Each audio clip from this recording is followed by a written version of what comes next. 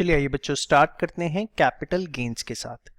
देखिए अभी तक आप मेरे साथ income under the head salary, income under the head house property और income under the head PGBP पढ़ चुके हैं। This is the fourth head that is income under the head capital gains. जैसे ही हमारा ये टॉपिक खत्म होता है income under the head capital gains, आपका 80% कोर्स इनकम टैक्स का खत्म हो जाता है। तो चलिए आइए स्टार्ट करते हैं। बहुत ही इंटरेस्टिंग और बहुत ही सिंपल है। आपको साथ साथ नोट्स बनाने हैं, बहुत सिंप्लीफाइड मैनर में आपके लिए मैंने नोट्स प्रोवाइड कर दिए हैं। ठीक है, चलिए सबसे पहले बेटा हमारे सामने आता है सेक्शन 45। सेक्शन 45 सबसेक्शन 1 जो कि चार्जिंग सेक्शन है, वो क्या कहता है? आपको पता है चार्जिंग सेक्शन क्या बताता है कि इस हेड के अंदर इनकम कब टैक्सेबल होगी। आपने मेरे साथ चार्जिंग सेक्शन पढ़ा था सैलरी का, हाउस प्रॉपर्टी का, पीजीबीपी का। इसी तरीके से कैपिटल गेन्स का हम चार्जिंग सेक्शन पढ़ रहे हैं। क्या कहता है? चार बातें इसके अंदर है। सबसे पहली क्या? किसी भी प्रकार का कोई भी प्रॉफिट या गेन होगा, किससे होगा? From transfer. अब ट्रांसफर का मतलब क्या है? ट्रांसफर का मीनिंग हमें दिया हुआ है सेक्शन 2 क्लॉज 47 के अंदर, जो हम लेटर ऑन डिस्कस करेंगे। तो चार्जिंग सेक्शन क्या कहता है कि अगर किसी भी तरीके का कोई भी प्रॉफिट और गेन होता है, किससे होता है? From transfer. ट्रांसफर किसका? कैपिटल असेट का। अब कैपिटल असेट का मतलब क्या है, उसका भी मीनिंग उसने हमें बताया है सेक्शन 2 क्लॉज 14 के अंदर, जो अभी हम लेटर ऑन डिस्कस करेंगे। तो कोई भी प्रॉफिट एंड गेन हुआ from transfer of capital asset, तो वो जो है चार्जेबल होगा under the head capital gains in the previous year in which such transfer took place. जिस ईयर में आपने उसे ट्रांसफर किया, उस ईयर के अंदर वो टैक्सेबल होगा। Now issue arises, what is this transfer and what is this capital asset?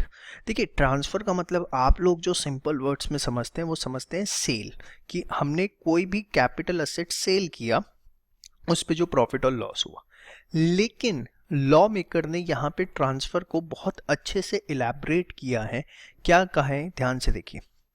Transfer का मतलब हमें बताया गया है सेक्शन 2 क्लॉज 47 के अंदर, जो कि ट्रांसफर की डेफिनेशन देता है। बड़े ध्यान से देखिएगा, 3 से 4 नंबर की डेफिनेशन पूछ ली जाती है। ट्रांसफर इंक्लूड्स, ट्रांसफर के अंदर क्या क्या आएगा? सेल, सबसे पहली चीज जो आप सोचते हैं, लेकिन इसके अलावा भी बहुत चीजें हैं।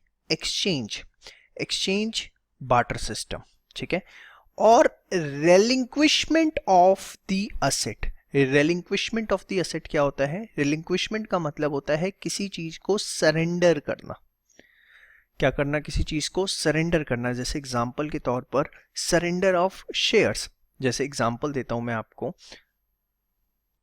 कोई कंपनी है सपोज, और उसकी जो फाइनेंशियल स्टेबिलिटी है वो बहुत खराब हो गई। जेट एयरवेज आपने सुना होगा। होता क्या है, ध्यान से देखिए, कई बार क्या होता है, सपोज कंपनी की बैलेंस शीट है, उसके अंदर यहाँ शेयर कैपिटल दिख रही है सपोज 10 लाख रुपए की, और साथ में लॉसेस हो रखे हैं कंपनी की बुक में सपोज यहाँ पे 3 लाख रुपए के। ठीक है, तो आप लेटर ऑन जब एडवांस अकाउंट्स पढ़ेंगे तो उसके अंदर आप एक चीज देखेंगे, इंटरनल रिकंस्ट्रक्शन। इंटरनल रिकंस्ट्रक्शन क्या होता है? एक तरीका होता है जिसके अंदर आप अपने लॉसेस को जो है वो सेट ऑफ करते हो शेयर कैपिटल से। अपनी शेयर कैपिटल जो है आप शेयर होल्डर्स की कम करवा देते हो और अपने लॉसेस को उससे सेट ऑफ करते हो। तो अगर शेयर होल्डर एग्री करते हैं कि जो भी एक्युमुलेटेड लॉसेस हैं वो सेट ऑफ कर लेंगे अपनी शेयर कैपिटल से, अगर वो इस चीज पे एग्री करते हैं तो उस चीज को बोला जाता है सरेंडर ऑफ शेयर्स। तो अगर शेयर होल्डर्स ने अपने शेयर्स को सरेंडर किया है बिकॉज ऑफ एनी रीजन, अभी हम उसके ऊपर रीजंस कौन कौन से हो सकते हैं अभी हम डिटेल में नहीं जाएंगे, वो हमारा इंटरनल रिकंस्ट्रक्शन एक चैप्टर है अकाउंट्स के अंदर, उसका पार्ट है, उसके अंदर देखेंगे। तो किसी भी तरीके से कोई भी सेल हुआ, एक्सचेंज हुआ, या रेलिंक्विशमेंट, रेलिंक्विशमेंट मतलब कोई भी असेट सरेंडर किया गया, ठीक है, जिसका परफेक्ट एग्जांपल हमारे सामने क्या है? Surrender of shares. या extinguishment of any right therein इन। एक्सटिंग्विशमेंट क्या होता है? कैंसिलेशन। जैसे आपने देखा होगा 4 फीचर ऑफ शेयर्स, सुना है आपने, ये सुनो। तो अगर कंपनी शेयर्स फोरफीट करती है तो वो भी एक तरह से क्या माना जाता है, ट्रांसफर माना जाता है। ठीक है, तो सबसे पहली चीज आपने देखी सेल एक्सचेंज रिलिंक्विशमेंट। रिलिंक्विशमेंट में पर्सन खुद सरेंडर करता है। एक्सटिंग्विशमेंट के अंदर क्या होता है, जो सामने वाली पार्टी है वो आपको मजबूर करती है कि आपको सरेंडर करना पड़े। लाइक 4 फीचर ऑफ शेयर्स, वहां कंपनी आपको फोर्स करती है कि नहीं, आपके शेयर्स छीन लिए जाएंगे, कैंसिल कर दिए जाएंगे। समझ में आई बात। थर्ड है आपका compulsory acquisition thereof under any law. Compulsory acquisition हुआ मतलब सपोज गवर्नमेंट का कोई प्रोजेक्ट जो है वो पास हुआ, सपोज गवर्नमेंट ने एयरपोर्ट बनाया।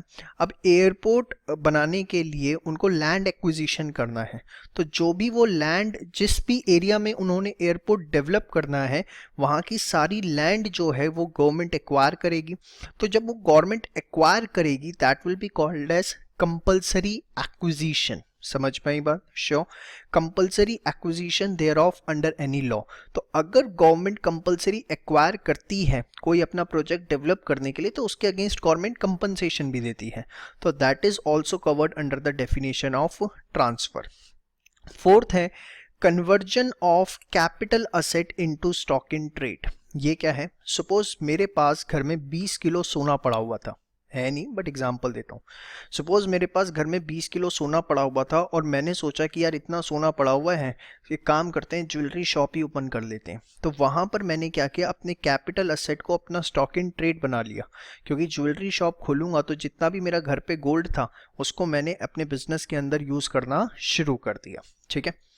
फिफ्थ है allowing the possession of any immovable property to be taken or retained in part performance of the contract।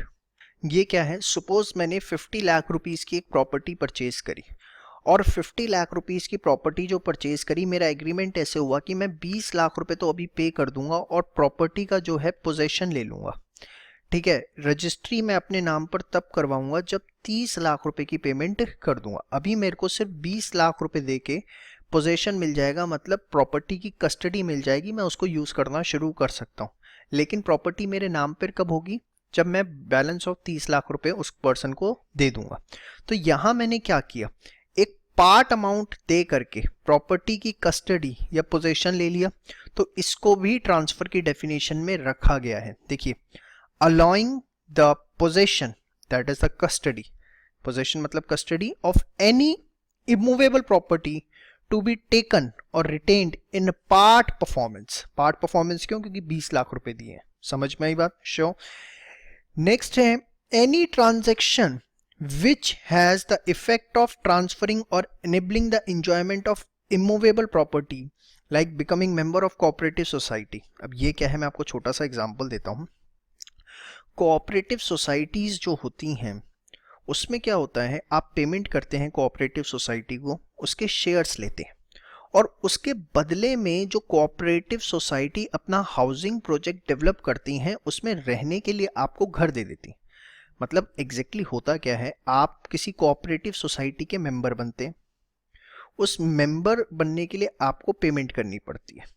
ठीक है, और मेंबर बनने से फायदा क्या होता है कि उस कोऑपरेटिव सोसाइटी के जो फ्लैट्स बने होते हैं उसके अंदर आपको पोजीशन मिल जाता है कि आप आराम से जाके वहां पर रह सकते हैं। ये कॉन्सेप्ट आजकल बहुत ज्यादा प्रिवेलिंग हो रखा है, तो उसको भी ट्रांसफर की डेफिनेशन में डाला गया। कैसे, any transaction which has the effect of transferring और enabling the enjoyment of immovable property।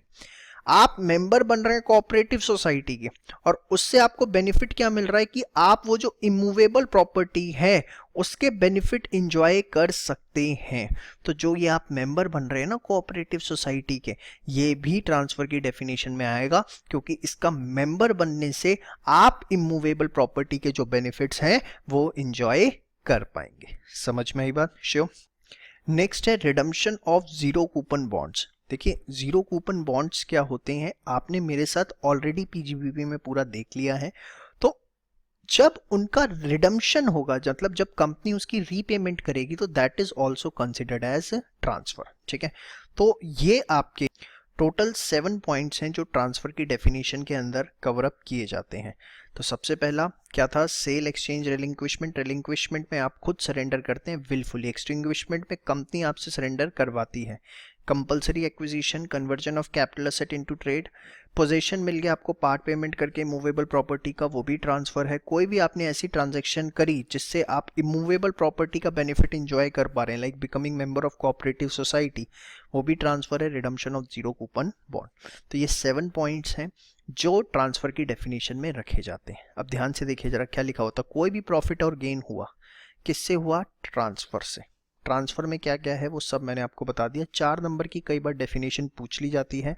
I know थोड़ी सी आपको बोरिंग लगी होगी और लगनी भी चाहिए, ठीक है, क्योंकि है ही बोरिंग, लेकिन मैं आपको बता दूं इंपॉर्टेंट है और बहुत ज़्यादा कोशिश करिए आपको सिंप्लीफाई करके जो है आपके सामने प्रेजेंट की जाए। एक बार आप यहाँ तक जो है सारा का सारा नोट डाउन करिए और उसके बाद फिर हम आगे बढ़ते हैं। हाँ, जाते जाते एक चीज़ बताऊँगा, हम एक सेक्शन 47 पढ़ेंगे और बहुत रेयर पढ़ेंगे क्योंकि मैक्सिमम पार्ट इसका हमारे सिलेबस में नहीं है, सेक्शन 47 का, जो कि बताता है कुछ ऐसी ट्रांजैक्शंस जो कि ट्रांसफर नहीं मानी जाएंगी। सेक्शन 47 एक ओवरराइडिंग सेक्शन है। 247 में तो ये बता दिया कि ट्रांसफर क्या है, लेकिन सेक्शन 47 में एक लिस्ट दी गई है कुछ ट्रांजैक्शंस की कि अगर ऐसा ऐसा होता है तो उसको ट्रांसफर नहीं माना जाएगा। समझ में आई बात? श्योर। चलिए एक बार आप फटाफट जो है ये सारा का सारा A to Z सारा का सारा नोट डाउन करिए, फिर हम आगे बात करते हैं। Thank you.